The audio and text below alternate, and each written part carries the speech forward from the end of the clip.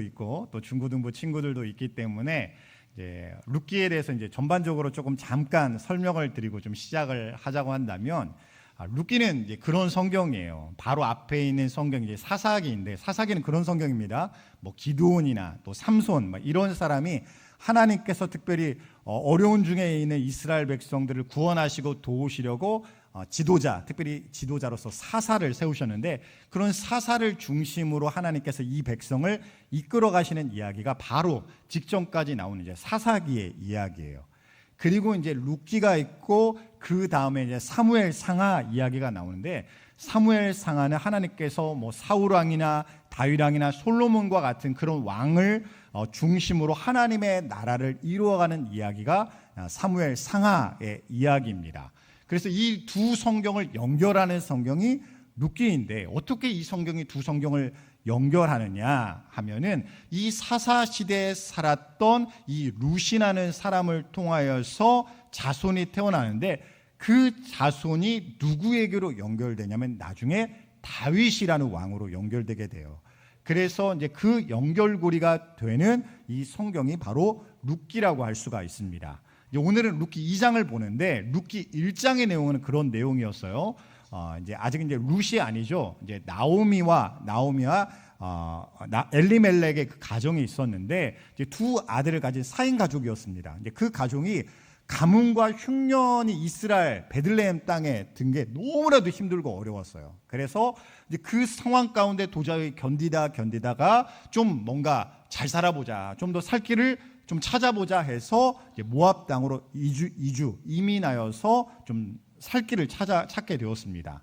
이제 좀 잘 살아보려고 했는데, 그 땅에서 이제 어떤 일이 일어나게 됐냐면, 남편 엘리멜렉이 죽음을 당하게 되고, 두 아들조차도 거기서 이제 결혼을 하고 가정을 이루게 되었는데, 그 이후에 두 아들이 모두 죽게 되는 굉장히 끔찍하고 불행한 사건이 이 가정을 덮치게 됩니다. 이제 그러다가 떠나왔던 그 베들레헴 이스라엘 땅이 예전과 같이 살기 어려운 땅이 아니라, 하나님께서 그 땅을 돌보시고 은혜를 베푸셔서 오히려 그 땅이 살기 좋은 땅이 되었다라는 소식이 이제 나오미의 귀 가운데 들리게 되었어요. 그래서 나오미가 베들레헴으로 이제 돌아오기로 하였는데, 이제 두 며느리가 있잖아요. 근데 이 두 며느리는 이스라엘 사람들이 아닙니다. 이 땅 모압 땅에 살던 사람들이에요. 그래서 이 두 며느리가 유대인들이 살고 있는 베들레헴으로 가면 힘들 것 같으니까 또 나오미도 자체가 누군가를 챙기고 도울 수 있는 그런 상황도 아니니까, 이 두 며느리에게 너희는 나와 같이 돌아가지 말고 너희가 본래 살고 있는 모압 땅에 남아라, 모압 땅으로 돌아가라 라고 이제 이야기를 했는데, 그 중에 한 며느리였던 오르바는 여러 설득의 과정을 통하여서 이제는 이제 헤어지고 모압 땅으로 돌아가게 되었어요. 근데 나오미의 한 며느리는 룻은 끝까지 나는 함께 가겠습니다, 나오미 어머니의 하나님이 나의 하나님입니다 라는 신앙의 고백을 가지고 이제 룻과 나오미가 이제 돌아오게 되는 이야기가 이제 룻기 1장의 내용이었어요. 그래서 이제 우리가 지난주 설교까지 들었던 내용이 그런 내용입니다. 이제 나오미와 룻이 이제 베들레헴에 돌아왔다가 지난주 본문의 내용이었어요. 그러면 이제 그 뒤에 이어지는 내용이 뭐예요? 돌아왔으니까 이 두 사람이 무엇을 어떻게 했다 이야기가 등장해야 되잖아요. 그런데 오늘 본문의 1절 말씀을 보면 갑자기 뜬금없는 한 인물이 등장합니다. 우리가 1절 말씀 우리가 한 목소리로 함께 읽도록 하겠습니다.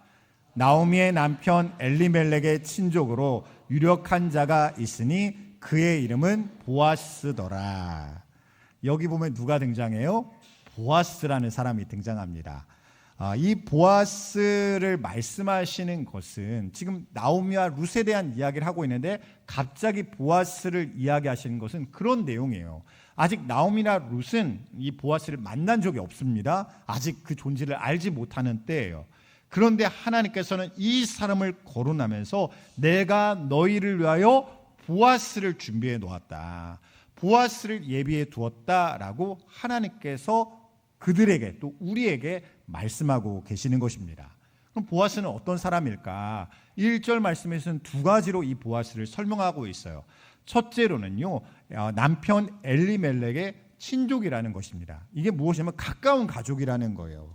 나중에 보게 되었지만 기업 물을 자, 즉 고엘이라는 그런 자격을 가진 사람 중에 한 명인데, 사실 이 나오미는 지금 자기가 이 상황을 개척하고 해결할 수 있는 어떤 능력과 자격을 갖지 못한 상태잖아요. 그런데 율법은 이런 경우를 대비해서 어떤 것들을 정해놓았냐면, 후계자가 얻게 되었을 때, 어떤 가문이 쭉 이어져야 되는데 그 가문의 후계자가 얻게 되었을 때 가까운 친족 중에 누군가가 그 가문을 이어갈 책임을 맡도록 그렇게 정해 놓았습니다. 그것이 바로 고엘의 역할이에요.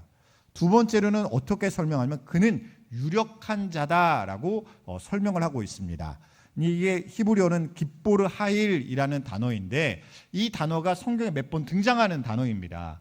우리가 잘 아는 내용 중에 어디에 등장하냐면, 사사 중에 기드온을 하나님께서 부르실 때, 기드온은 하나님을 만나기 전에 어때요?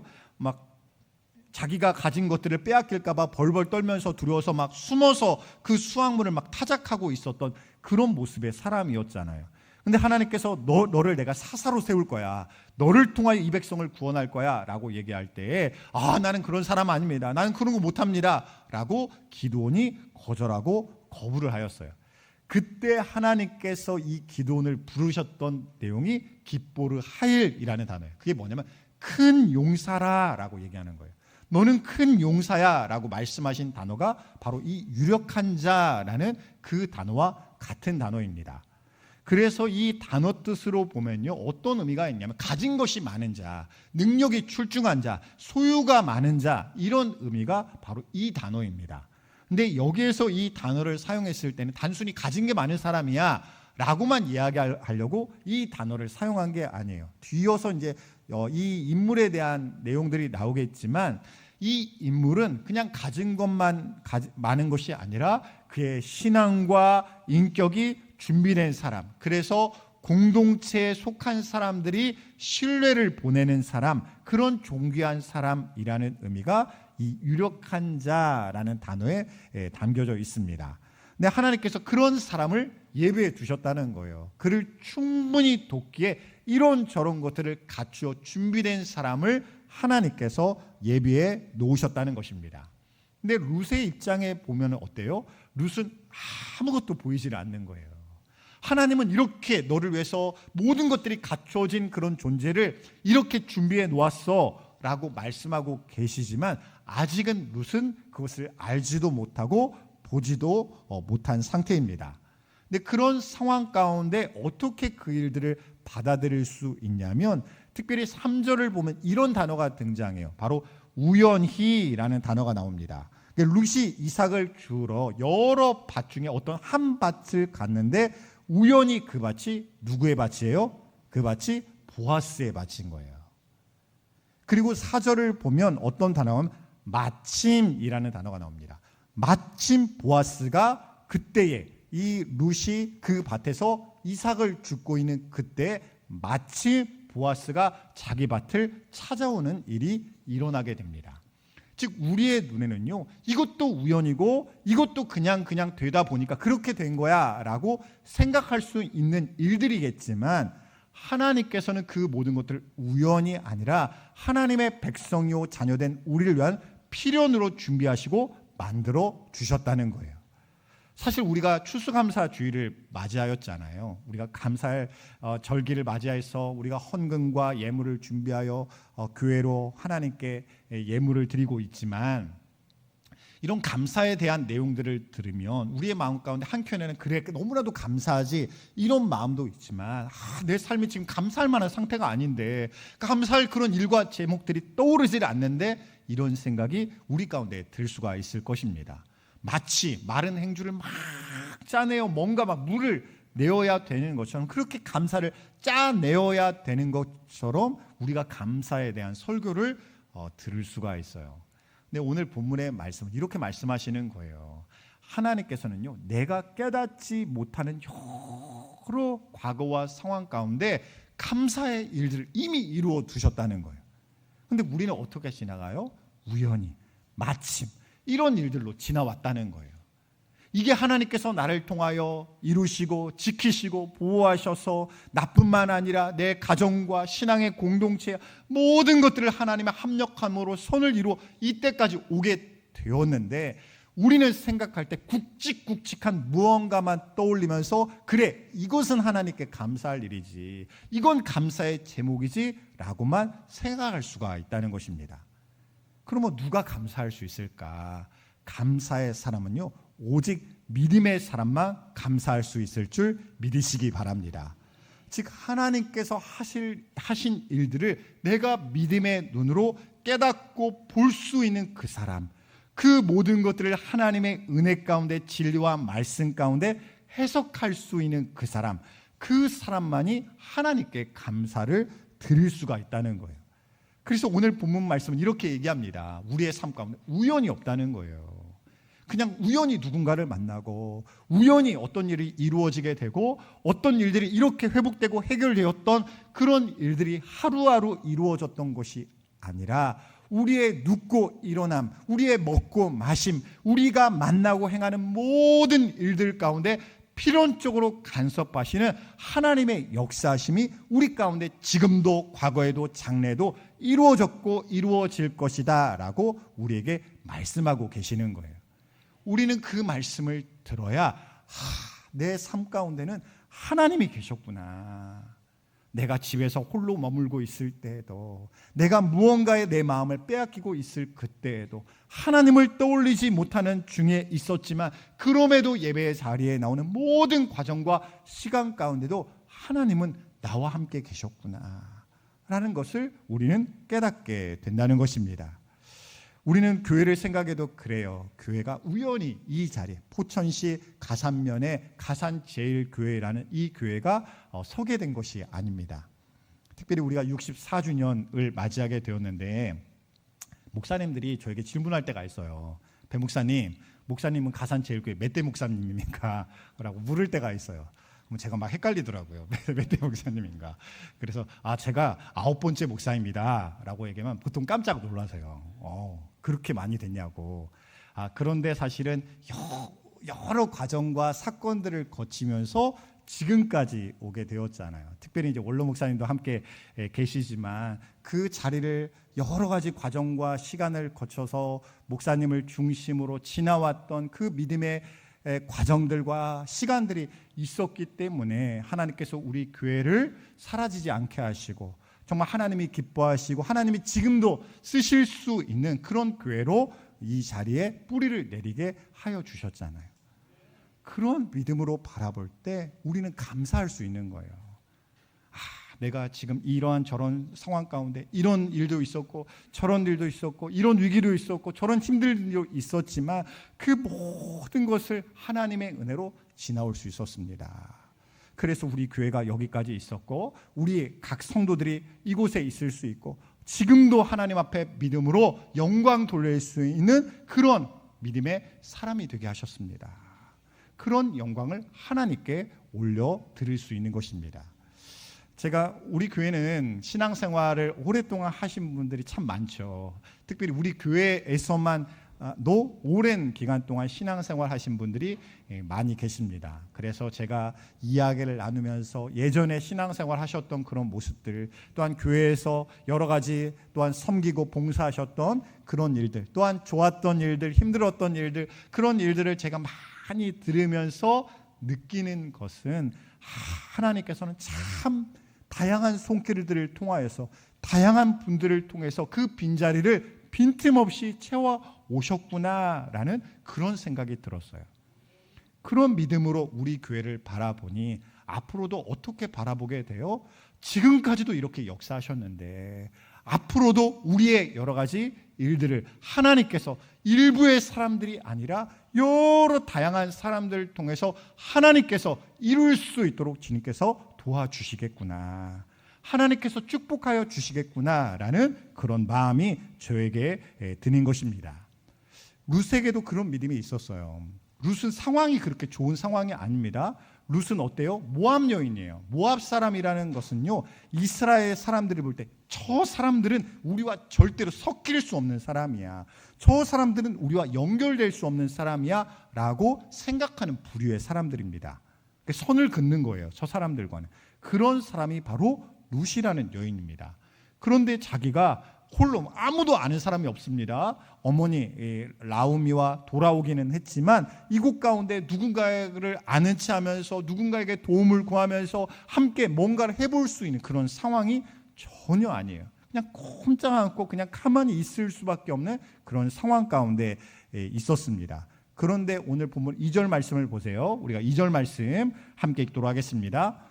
모압 여인 룻이 나오미에게 이르되 원하건대 내가 밭으로 가서 내가 누구에게 은혜를 입으면 그를 따라서 이삭을 주겠나이다 하니 나오미가 그에게 이르되 내 따라 갈지어다 하매. 이 말은 뭐냐면요, 내가 밖에 나가면 그냥 이성적으로 생각하면 나에게 잘해줄 만한 사람이 사실 보이지가 않아요. 그런 사람이 떠오르지를 않습니다. 그런데 이 룻은 생각하는 거예요. 내가 나가서 누군가가 나에게 은혜를 베풀어 주면, 나에게 하나님의 마음으로 이렇게 선한 일을 베풀어 주면 내가 그 사람을 따라 이삭을 주겠습니다. 그리고 이것은 어떤 믿음이에요? 그 사람이 나에게 잘해줄 것을 기대하기도 하지만 더 큰 기대는 뭐냐면 하나님께서 나를, 이 가정을 지켜보아 주심으로 누군가를 통해서 그 선한 일들을 나에게 베풀어 주시리라라는 하나님에 대한 믿음을 룻이 갖고 있는 것입니다. 믿음을 가져야 어떻게 할 수 있어요? 룻과 같이 밭으로 나갈 수가 있는 거예요. 이 밭은 일할 수 있는 곳입니다. 무언가를 할 수가 있는 곳이에요. 내가 힘을 내어 나아가야 할 곳입니다. 그런데 내가 두려움과 걱정, 근심 가운데만 쌓여 있으면요, 밭으로 나갈 수가 없는 거예요. 근데 이 룻이요, 하나님을 생각하면서 하나님이 누군가를 통해서 베푸실 그 은혜를 기대하고 소망하면서 내가 밭으로 나가겠습니다 라고 그렇게 결단하게 된 거예요. 그런 믿음을 가져야 우리도 하나님 가운데 밭으로 나아갈 수 있게 된 것입니다. 그렇다면 그런 며느리 룻을 밭으로 내보낸 나오미는 어땠을까? 물론 나오미가 어떻게 했다라는 구체적인 내용은 나오지가 않습니다. 그런데 우리가 한번 떠올려 보세요. 지금 어려운 상황 가운데 룻이 힘들게 자기 대신 나가서 이삭을 주어야 되는 그곳에 자기 며느리 룻을 보내놓은 거예요. 힘든 상황 가운데 이곳에 와서 어떤 일을 겪어야 될지 다 알기 때문에 너는 나와 함께 가지 말고 이곳에 남아라 라고까지 이야기했던 나오미예요. 그러면 어떨까요? 그냥 편한 마음으로 남아 있었을까요? 저는 그렇지 않았을 거라고 생각해요. 룻을 보내놓고 그때부터 기도했을 것 같아요. 하나님, 저 며느리 룻을 주님 지켜주옵소서. 저 척박하고 어려운 상황 가운데 나아가서 사람들과 부딪히고 어려운 일들을 겪을 수도 있는 저 룻을 지켜보아여 주옵소서.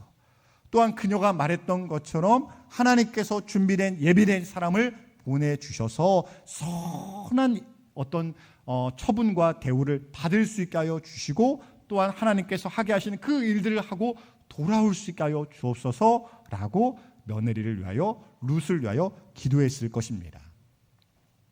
하나님의 역사하심은, 물론 하나님은 우리에게 은혜를 베푸시는 하나님이시기 때문에 내가 부족하고 연약하고 준비되지 못한 중에도 우리에게 은혜를 베풀어 주시는 하나님이십니다.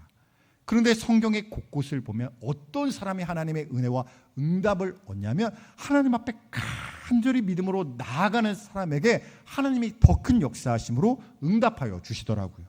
오늘도 마찬가지입니다. 이 룻과 같은 믿음을 가지고 하나님을 믿고 내가 나아가겠습니다, 저 밭을 향해 나가겠습니다 라는 믿음을 가지고 나아간 그 룻을 향하여, 또한 그녀를 위하여 그 기도의 자리를 지키면서 룻을 위하여 중보하는 나오미를 통하여 하나님의 역사심이 지금도 시작되고 이루어지는 것을 우리에게 보여주고 계시는 거예요.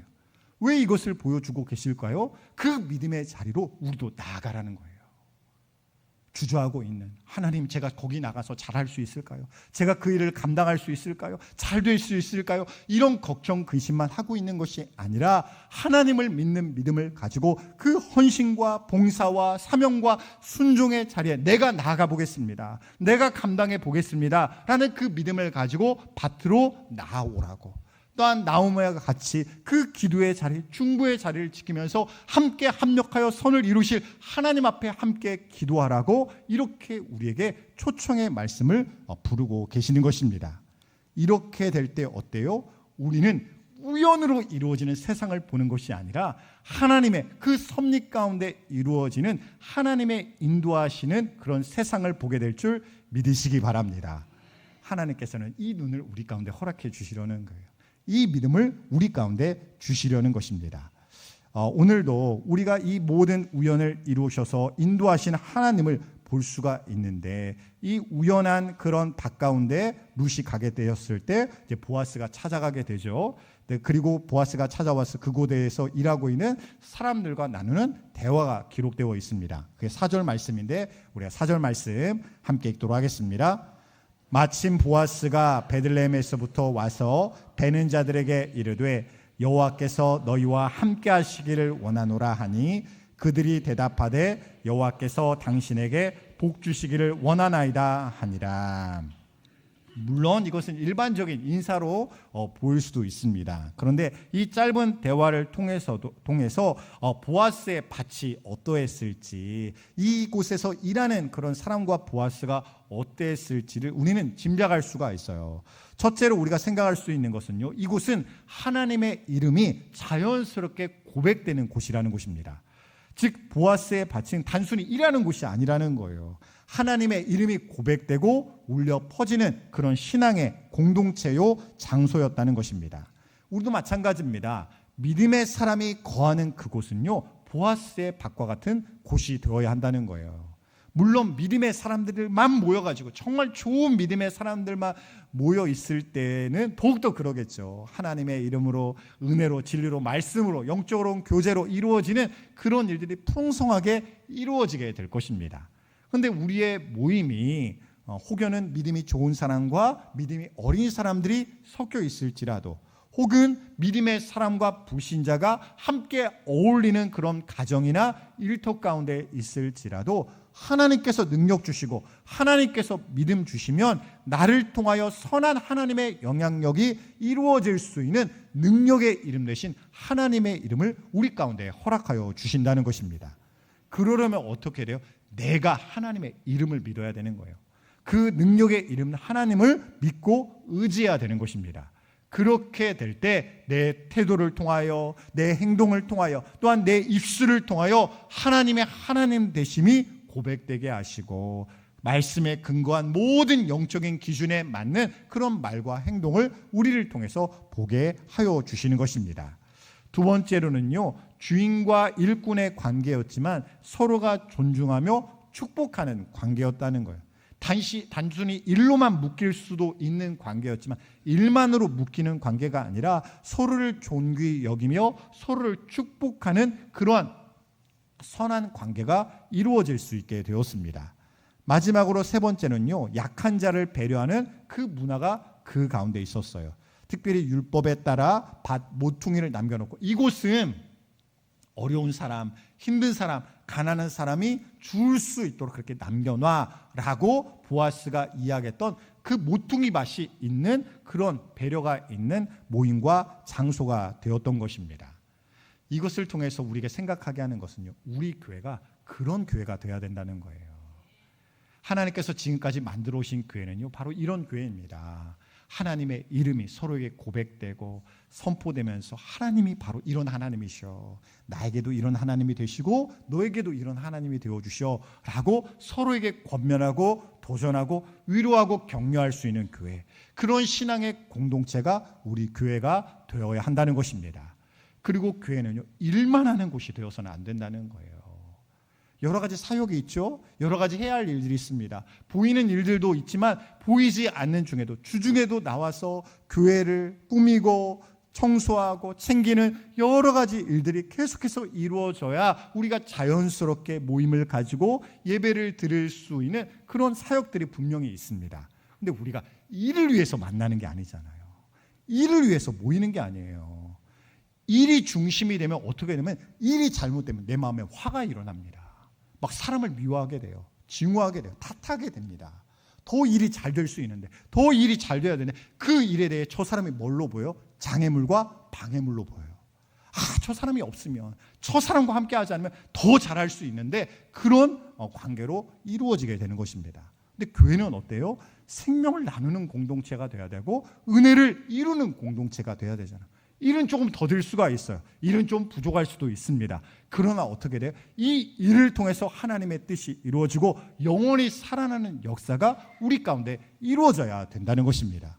그런 믿음의 관점을 내가 갖지 못하면요, 우리 관계 가운데 하나님의 복과 은혜가 충만하게 임할 수가 없습니다.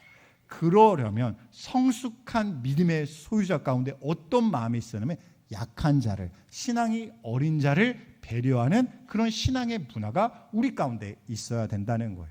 우리에게도 모퉁이 밭이 있어야 됩니다.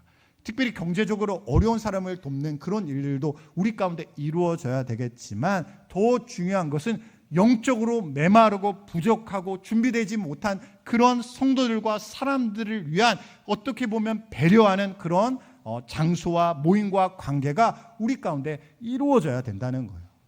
저 사람은 아직 믿음이 자라지 못했습니까? 아직 교회에 완전히 적응하지 못했으니까 이런 것들은 우리가 좀 더 배려할 수 있어야 되지, 우리가 좀 더 돕고 섬길 수 있어야 되지 라는 그런 문화가 교회 안에 이루어져야 된다는 거예요. 그게 어때요? 보아스의 밭과 같은 교회가 되는 것입니다. 그런 교회 가운데 하나님의 영광이 임하고 하나님의 약속이 이루어지게 된다는 거예요. 그렇다면 이런 은혜를 하나님께서 다 준비해 두셨어요. 그럼 룻은 어땠을까? 6절과 7절 말씀인데요, 우리가 6절과 7절 말씀 우리가 함께 읽도록 하겠습니다.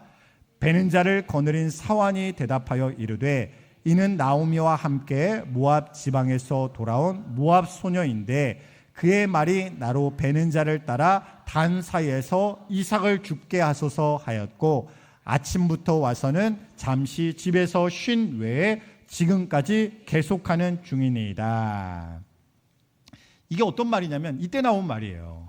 보아스가 보니까 안 보이던 사람이 보입니다. 낯선 사람이 보여요. 그래서 묻는 것입니다. 저기는 저 소녀가 누구냐라고 보아스가 이게 특별히 모든 것들을 좀 주관하고 있는 하인 사환에게 묻습니다. 근데 그 사환의 대답이 그래요.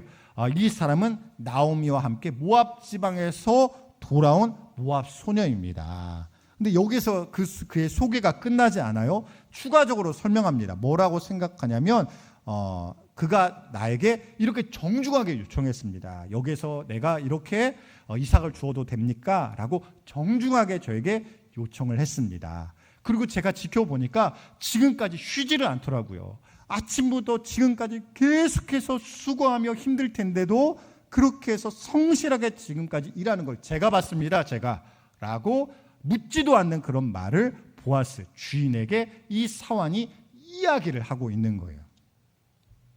이것은 무엇입니까? 룻은 그것을 바라고 일하는 게 아니잖아요. 지금 이 자리가 은혜의 자리요, 믿음의 자리요, 내가 충성해야 되는 그런 자리라고 생각하고 그냥 아침부터 성실하게 수고하며 일했을 뿐이에요. 무언가를 특별한 게 바란 게 아니에요. 이 자리가 나의 자리다, 이 자리가 내가 섬겨야 할 자리다라고 생각하며 그 믿음의 자리에 성실을 가지고 신실하게 일했을 뿐입니다. 그런데 이게 무엇이 되게 하세요? 하나님께서 다른 사람을 통하여서 자기가 의도치 않은 그런 선한 말이 들려지게 하고 이것이 자기의 복이 돌아올 수 있도록 복되어 돌아올 수 있는 그런 방법으로 하나님께서 만들어 주신 거예요. 우리에게도 이런 은혜의 그릇이 있어야 됩니다. 복의 그릇이 있어야 돼요.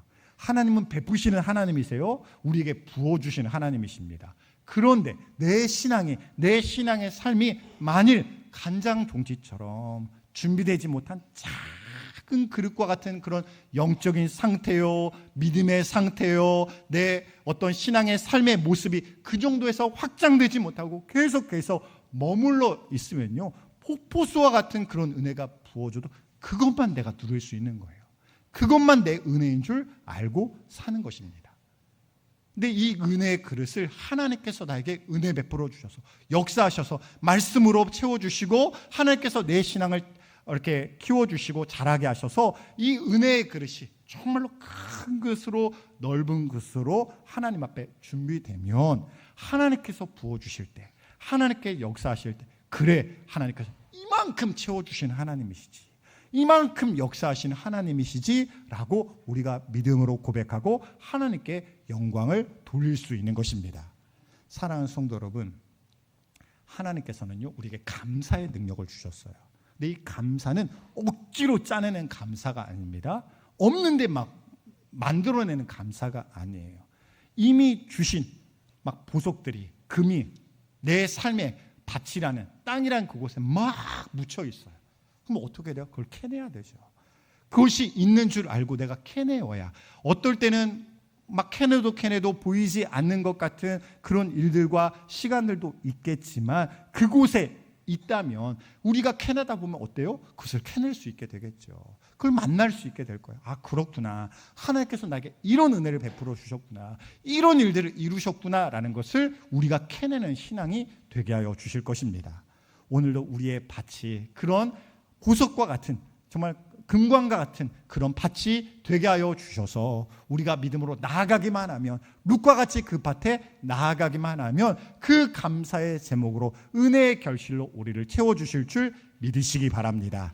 오늘 그런 믿음 가운데 하나님께 감사를 돌릴 뿐만 아니라 하나님의 충만한 은혜와 능력을 바라고 구하면서 룻이 아침부터 그 저녁의 때까지 그 믿음의 자리를 버리지 아니하고 떠나지 아니하고 지켰던 것처럼 성실하고 신실한 믿음을 가지고 주님 앞에 충성될 수 있는 우리 모두가 될 수 있기를 주님의 이름으로 간절히 축원드립니다. 기도하겠습니다.